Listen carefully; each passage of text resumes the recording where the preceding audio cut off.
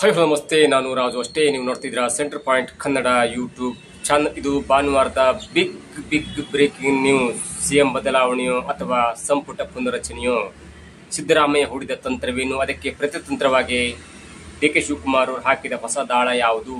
ಇವೆಲ್ಲವನ್ನ ನೋಡೋಣ. ಅದಕ್ಕಿಂತ ಮೊದಲು ಇಲ್ಲಿ ತನಕ ನಮ್ಮ ಚಾನಲ್ನ ಸಬ್ಸ್ಕ್ರೈಬ್ ಮಾಡಿಲ್ಲ ಅಂದ್ರೆ ಈಗಲೇ ಸಬ್ಸ್ಕ್ರೈಬ್ ಮಾಡಿ, ಜೊತೆಗೆ ಕಾಮೆಂಟ್ಗಳ ಮುಖಾಂತರ ತಮ್ಮ ಅಭಿಪ್ರಾಯವನ್ನು ತಿಳಿಸಬಹುದು. ವೀಕ್ಷಕರೇ, ಕೆಲ ದಿನಗಳ ಹಿಂದೆ ಅಂದ್ರೆ ಕಳೆದ 3-4 ತಿಂಗಳ ಹಿಂದಿನಿಂದ ಇಲ್ಲಿಯ ತನಕ ಟಿಲ್ ಭಾನುವಾರ, ಟಿಲ್ ಸಂಡೇ, ಈ ಹೊತ್ತಿನ ತನಕ ಸಿಎಂ ಬದಲಾವಣೆ ಆಗ್ತಾರೆ. ಸೆಪ್ಟೆಂಬರ್ ಕ್ರಾಂತಿ ಆಗುತ್ತೆ, ನವೆಂಬರ್ ಕ್ರಾಂತಿ ಆಗುತ್ತೆ, ಡಿಸೆಂಬರ್ ಕ್ರಾಂತಿ ಆಗುತ್ತೆ, ಮ್ಯಾಕ್ಸಿಮಮ್ ಅಂದ್ರೆ ಜನವರಿ ಕ್ರಾಂತಿ ಆಗುತ್ತೆ. ಅಲ್ಲಿ ತನಕನೂ ಕೂಡ ಸಿಎಂ ಬದಲಾವಣೆ ಆಗದೆ ಇದ್ರೆ ಡಿ.ಕೆ. ಶಿವಕುಮಾರ್ ಅವರು ಬಿಜೆಪಿಗೆ ಹಾರ್ಬಿಡ್ತಾರೆ. ಅವರಿಗೆ ಮೋದಿಯವರ ಜೊತೆ ಕಾಂಟ್ಯಾಕ್ಟ್ ಇದೆ, ಅಮಿತ್ ಶಾ ಅವ್ರ ಜೊತೆ ಕಾಂಟ್ಯಾಕ್ಟ್ ಇದೆ. ಯಡಿಯೂರಪ್ಪನವರ ಮಗನಾದಂತ ಡಿ.ವೈ. ವಿಜಯೇಂದ್ರ ಅವರು ತುಂಬಾ ಆಪ್ತರು. ಯಡಿಯೂರಪ್ಪನವರು ಬಿಜೆಪಿ ಬಾಬಾ ಅಂತ ಪುನಃ ಕರೀತಿದ್ದಾರೆ ಎನ್ನುವಂತ ಮಾತು ಕೂಡ ಇದೀಗ ಕೇಳಿ ಬರ್ತಾ ಇತ್ತು. ಅದಕ್ಕೆ ಸಾಕ್ಷಿ ಎಂಬಂತೆ ಕೆಲ ದಿನಗಳ ಹಿಂದೆ ಪುಸ್ತಕ ಅಂದ್ರೆ ಅವರ ಪುಸ್ತಕ ಬಿಡುಗಡೆಯ ಸಮಾರಂಭದಲ್ಲೂ ಕೂಡ ಅವರು ಹೇಳಿದ್ದು, ನನಗೆ ಬಿಜೆಪಿಯಿಂದ ಡಿ.ಸಿ.ಎಂ ಆಫೀಸ್ ಆಫರ್ ಕೂಡ ಇತ್ತು, ಆದ್ರೆ ನಾನು ಹೋಗ್ಲಿಲ್ಲ.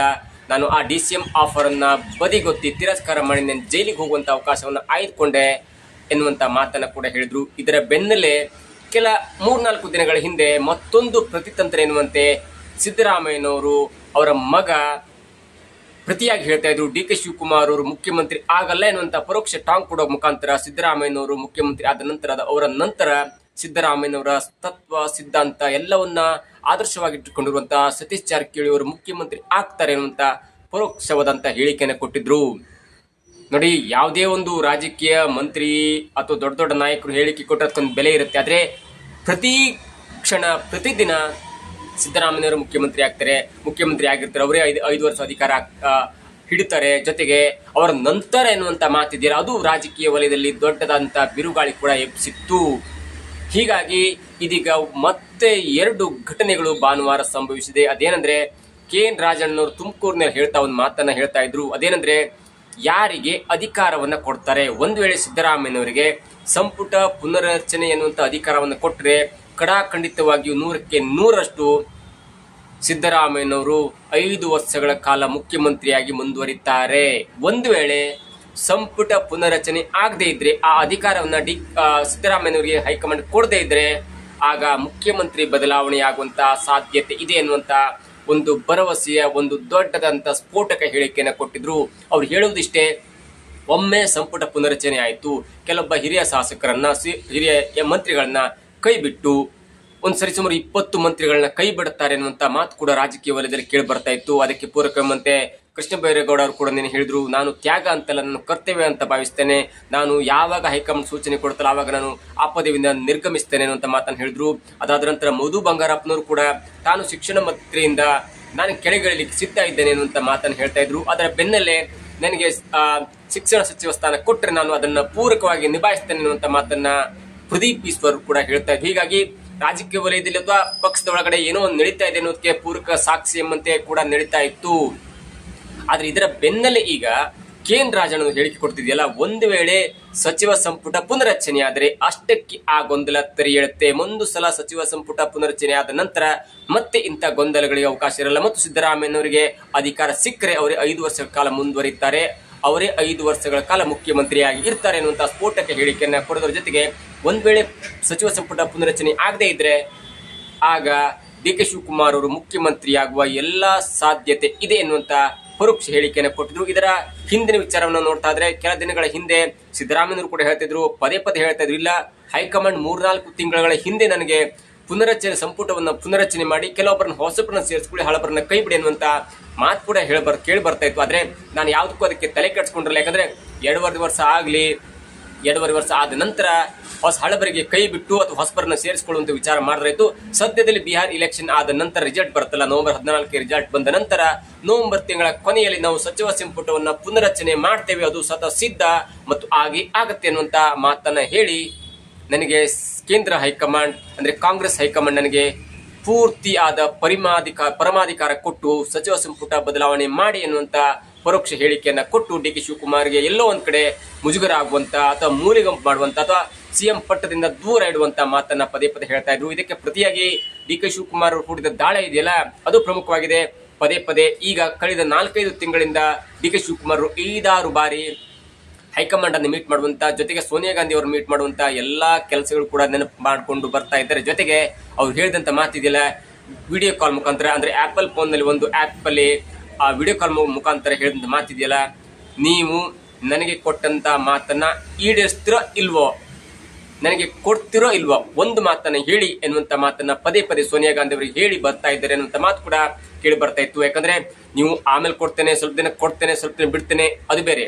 ನೀವು ಕೊಡ್ತಿರೋ ಇಲ್ವೋ, ಕೊಡೋದಾದ್ರೆ ಯಾವಾಗ ಕೊಡ್ತೀರಿ ಆ ಡೇಟ್ ಫಿಕ್ಸ್ ಮಾಡಿ, ಇಲ್ಲ ಕೊಡಲ್ಲ ಅಂದ್ರೆ ಕೊಡಲ್ಲ ಅಂತ ಹೇಳಿ. ಅದಕ್ಕೆ ಏನೂ ಬೇಸರ ಇಲ್ಲ.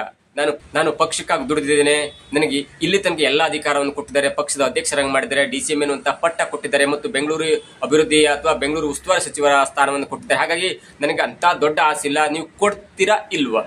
ಕೊಟ್ರೆ ಒಳ್ಳೇದಾಗತ್ತೆ, ಕೊಡ್ಲಿಲ್ಲ ಅಂದ್ರೆ ಮುಂದೆ ಆಗುವಂತ ಎಲ್ಲಾ ಅನಾಹುತಕ್ಕೂ ಎಲ್ಲಾ ಫಲಿತಾಂಶಕ್ಕೂ ನೀವು ನೇರವಾದ ಕಾರಣ ಎನ್ನುವಂತ ಸೂಚನೆಯನ್ನು ಕೊಟ್ಟು ಪದೇ ಪದೇ ಹೇಳಿ ಬರ್ತಾ ಇದ್ದಾರೆ. ಜೊತೆಗೆ ತಮ್ಮ ಕೂಡ ಅಂದ್ರೆ ಸಹೋದರ ಅಂತ ಡಿ ಕೆ ಸುರೇಶ್ ಅವರು ಕೂಡ ಪದೇ ಪದೇ ಹೇಳ್ತಾ ಇದ್ದಾರೆ ಎನ್ನುವಂತ ಮಾತು ಕೂಡ ಹೇಳಿದ್ದಾರೆ ಎನ್ನುವಂತ ಮಾತು ಇದೀಗ ಕೇಳಿ ಬರೆದವ್ರ. ಜೊತೆಗೆ ಕೆಲ ದಿನಗಳ ಹಿಂದೆ ಸೋನಿಯಾ ಗಾಂಧಿ ಅವರನ್ನು ಮೀಟ್ ಮಾಡಿದ ಡಿ ಕೆ ಶಿವಕುಮಾರ್ ಅವರಿಗೆ, ನೀವು ಬಿಹಾರ ಚುನಾವಣೆ ತನಕ ಸುಮ್ಮನೆ ಇರಬೇಕು, ಬಿಹಾರ ಚುನಾವಣೆ ಆದ ನಂತರ ನಿಮಗೆ ಬರಬೇಕಾದಂತ ಪಾಲು ಅಂದ್ರೆ ಸಿಎಂ ಪಟ್ಟ ಕೊಟ್ಟೇ ಕೊಡ್ತೇವೆ ಅನ್ನುವಂತ ಮಾತನ್ನ ಹೇಳಿ ಕಳಿಸಿದ್ದಾರೆ ಅನ್ನುವಂತ ಮಾತು ಕೂಡ ಕೇಳಿ ಬರ್ತಾ ಇತ್ತು. ಇದರ ಮಧ್ಯೆ ಇದೀಗ ಸಿದ್ದರಾಮಯ್ಯನವರು ಸಚಿವ ಸಂಪುಟ ಪುನರಚನೆ ಒಂದ್ ವೇಳೆ ಮಾಡಿಬಿಟ್ರೆ, ಅಥವಾ ಅಂತ ಅಧಿಕಾರವನ್ನು ಏನಾದರೂ ಕೇಂದ್ರ ಹೈಕಮಾಂಡ್ ಅಥವಾ ಕಾಂಗ್ರೆಸ್ ನಾಯಕರು ಸಿದ್ದರಾಮಯ್ಯನವರಿಗೆ ಒಂದ್ ವೇಳೆ ಕೊಟ್ರೆ, ಅಷ್ಟರ ಮಟ್ಟಿಗೆ ಡಿ ಕೆ ಶಿವಕುಮಾರ್ ಅವರು ತಮ್ಮ ಒಂದು ಸಿಎಂ ಪಟ್ಟದ ಕನಸನ್ನ ಕನಿಷ್ಠ ಅಂದ್ರೂ ಕೂಡ 1.5 ವರ್ಷಗಳ ಕಾಲ ಅಥವಾ ಮಿನಿಮಮ್ 1 ವರ್ಷಗಳ ಕಾಲ ಅದನ್ನ ಕೈ ಬಿಡ್ಲೇಬೇಕಾಗತ್ತೆ. ಯಾಕಂದ್ರೆ ಒಂದು ಸಲ ಸಚಿವ ಸಂಪುಟ ಪುನರಚನೆ ಆಯ್ತಂದ್ರೆ ಆ ಮಂತ್ರಿಗಳಿಗೆ ಅಥವಾ ಅವರಿಗೆ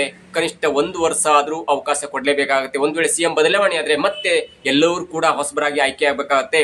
ಓಕೆ, ಸಿಎಂ ಬದಲಾವಣೆ ಆದ್ರೆ ಇವರನ್ನೇ ಮತ್ತೆ ಪ್ರಮಾಣ ವಚನ ತೆಗೆದುಕೊಂಡು ಇವರನ್ನೇ ಮಂತ್ರಿ ಮಾಡಬಹುದಾದ್ರೆ ಪದೇ ಪದೇ ಸರ್ಕಾರಕ್ಕೆ ಗೊಂದಲ ಆಗುತ್ತೆ, ಪದೇ ಪದೇ ಅಧಿಕಾರಕ್ಕೆ ಗೊಂದಲ ಆಗುತ್ತೆ, ಪದೇ ಪದೇ ವಿಪಕ್ಷವಾದಂತ ಬಿಜೆಪಿ ಮತ್ತು JDS ಕೈಯಿಂದ ಉಗಿಸ್ಕೊಳ್ಬೇಕಾಗುತ್ತೆ ಅನ್ನೋ ದೃಷ್ಟಿಯಲ್ಲಿ ಸದ್ಯದ ಮಟ್ಟಿಗೆ ಹೈಕಮಾಂಡ್ ಯಾವ ನಿರ್ಧಾರವನ್ನು ತೆಗೆದುಕೊಳ್ತಲ್ಲ ಅದು ಈಗ ಅತ್ಯಂತ ಕುತೂಹಲವಾಗಿದೆ.